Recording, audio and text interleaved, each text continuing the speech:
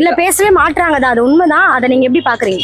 அது நம்ம பாக்குறது இல்ல, நம்மளுக்கு மெயின் தேவைன்னா அவர் பேசுறதை விட அவர் செய்யறாருல, செய்யறது தான் நம்மளுக்கு முக்கியமே.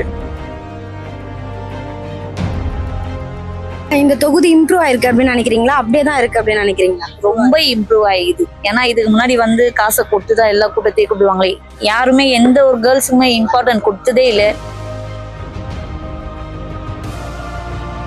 முன்னாடி ஊழல் பண்ணவங்க பயத்துல அவங்க இஷ்டத்துக்கு ஏதோ வாய்க்கு வந்து பேசுறாங்க. வாயை திறந்து பேசுங்க சிஎம்னு அன்னைக்கு நீங்க கொடுத்துட்டு வந்துருக்காங்க. அன்னைக்கு கவர்னரோட ஸ்பீச், கவர்னர் ஸ்பீச்ல எப்படி முதலமைச்சர் பேச முடியும்? அதுவே அந்த அடிப்படை உறுப்பினர் அதுவே தெரியாம இவங்க எல்லாம் என்ன எதிர்கட்சியில இருந்திருக்காங்க.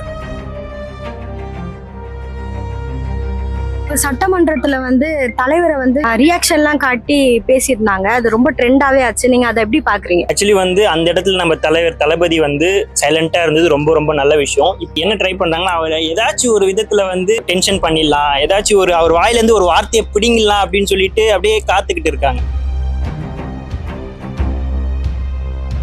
மெயின் இங்க இருக்க மக்களை சுத்தமா மாத்தணும். எல்லாரும் டோக்கன் கொடுத்து மக்களை ஃபுல்லாவே கெடுத்து வச்சிருக்காங்க. சிங்கப்பன் அதிரடி படையை நீங்க நேர்ல பாத்தீங்களா இந்த இடத்துல? இனிமேல் இன்னும் பார்க்கல, இனிமேல் பார்ப்போம். திருச்சிகளுக்குள்ள லாரன்ஸ் தான் நிக்கிறாருன்னு முடிவு பண்ணிட்டீங்களா, இல்ல வேற யாரையாவது இறக்க போறீங்களா? இல்ல, யூகத்தின் அடிப்படையில கேட்கிற கேள்விக்கெல்லாம் வந்துட்டு பதில் கொடுக்க முடியாது. ஸோ தலைமையில வந்து யாரை சூஸ் பண்ணாலும் சரி, இப்போ அது யாரா இருந்தாலும் சரி, லாரன்ஸா இருந்தாலும் சரி, யாரா இருந்தாலுமே சரி, அவங்க வந்து நம்ம தளபதி காட்டுற ஒரு ஆள். சோஃபா மாடல்லாம் சொன்னாங்களே, அது உண்மை நினைக்கிறீங்களா? சோஃபா மாடல் இப்போ லேட்டஸ்டா 1 இயர்ஸ் அவர் சொல்லியிருக்காருங்களே, சோஃபா மாடல்னா என்னன்னு சொல்லியிருப்பாங்க. உங்களுக்கு எல்லாருக்கும் தெரியும். அப்ப உண்மையாலுமே அவர் சொன்னதுதான் சோஃபா மாடல்.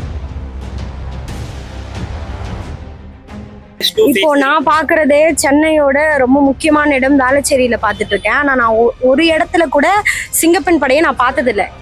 வேளச்சேரின்னு இல்லை, நான் நிறைய இடத்துக்கு சுத்துறேன், ஆனா நான் பார்த்தது இல்லை.